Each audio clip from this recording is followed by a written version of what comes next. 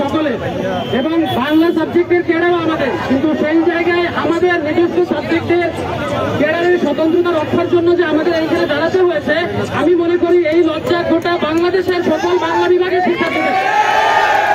আমরা জেনে বুঝে ভর্তি হয়েছে যে আমাদের সাবজেক্টের ক্যাডার আছে। যে সাবজেক্ট আমাদের সাথে আজকে ঢুকতে চাচ্ছে তারা তো ভর্তি হওয়ার সময় জানতো যে তাদের সাবজেক্টে ক্যাডার নেই।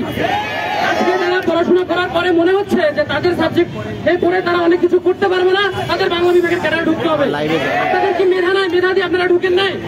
এবং বিএসসি কে বলতে চাই, আপনারা আপনাদের এই প্রহসনমূলক সিদ্ধান্ত মেনে নেওয়ার জন্য ছাত্র জনতা রক্ত দিয়ে আপনাদেরকে ওইখানে বসায় নাই। আমরা রক্ত দিয়েছি একটা সুন্দর পিএসসির জন্য। এই হঠকারী সিদ্ধান্ত কোনোভাবেই বাংলা বিভাগের শিক্ষার্থীরা মেনে নিবে না। পুরো বাংলাদেশের সকল বাংলা বিভাগের শিক্ষার্থীদের পক্ষ থেকে বলছি, এই হঠকারী সিদ্ধান্ত নিয়ে অতি দ্রুত আপনারা একটি সুন্দর প্রজ্ঞাপন জারি করেন, আপনারা আপনাদের অবস্থান পরিষ্কার করেন, নয়তো আমরা আরো কঠোর আন্দোলন করে তুলব। ধন্যবাদ সবাইকে।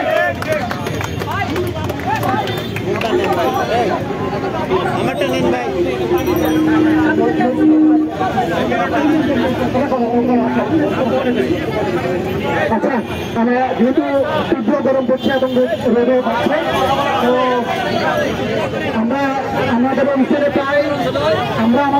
প্রায় শেষ করতে এসেছি।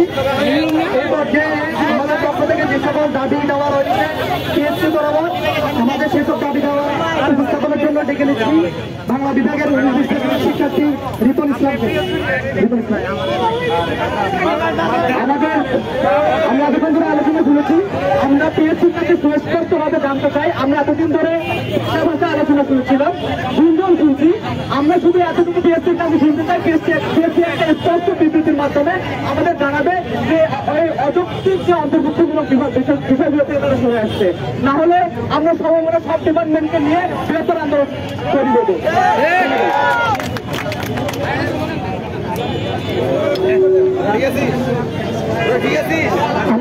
আমরা ভেবেছিলাম আমাদের সমাবেশকে সমাপ্ত ঘোষণা করবো, কিন্তু আমরা দেখতে পাচ্ছি ইতিমধ্যে আমাদের সাথে রাষ্ট্রবিজ্ঞানের শিক্ষার্থীরা এসে জড়ো হয়েছেন।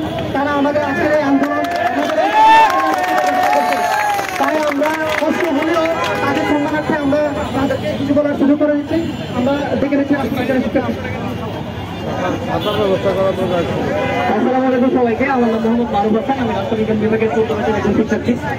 আমি প্রথমেই বাংলা বিভাগকে ধন্যবাদ জানাতে চাই যে তারা এই অনার্য দাবিতে দাবিটা বিএসসি থেকে দেওয়া হচ্ছে বা বিএসসি থেকে যেটা মেডালাইজ করার ট্রাই করা হচ্ছে, সেটার ব্যাপারে তারা অবহিত হয়েছে এবং তারা আজকে রাস্তায় নিয়েছে। আমরাও গতকাল এবং গত পরশু আমরা আমাদের রাষ্ট্রবিজ্ঞান বিভাগের ভিতরে যে আবার যে বিভাগগুলোকে অন্তর্ভুক্তিকরণ করার কথা যেটা বলা হচ্ছে, যে কমপ্লিটলি একটা অনার্য যে ব্যাপারটা, সেই ব্যাপারটাকে আমরা প্রতিহত করতে চাই। আমরা চাই বাংলা বিভাগ, রাষ্ট্রবিজ্ঞান বিভাগ, একই সাথে ম্যানেজমেন্ট বিভাগ এবং আরো যেসব বিভাগ এই যাতাগলে পড়তেছে, রোষাগলে পড়তেছে, সেই রোষাগল থেকে যেন আমরা একসাথে বের হতে পারি এবং আমরা সবাই একত্রিত হয়ে একটা আমাদের যে ইউনিটি, আমাদের সেই ইউনিটি এবার আমাদের দেখায় দেওয়ার পালা। যদি আমাদের কথা শোনা না হয় এবং এই অনার্য দাবি যদি তারা মেটালাইজ করতে চায়, তাহলে আমরা এটা বলতে চাই আমরা একত্র হয়ে আরো কঠোর থেকে কঠোর।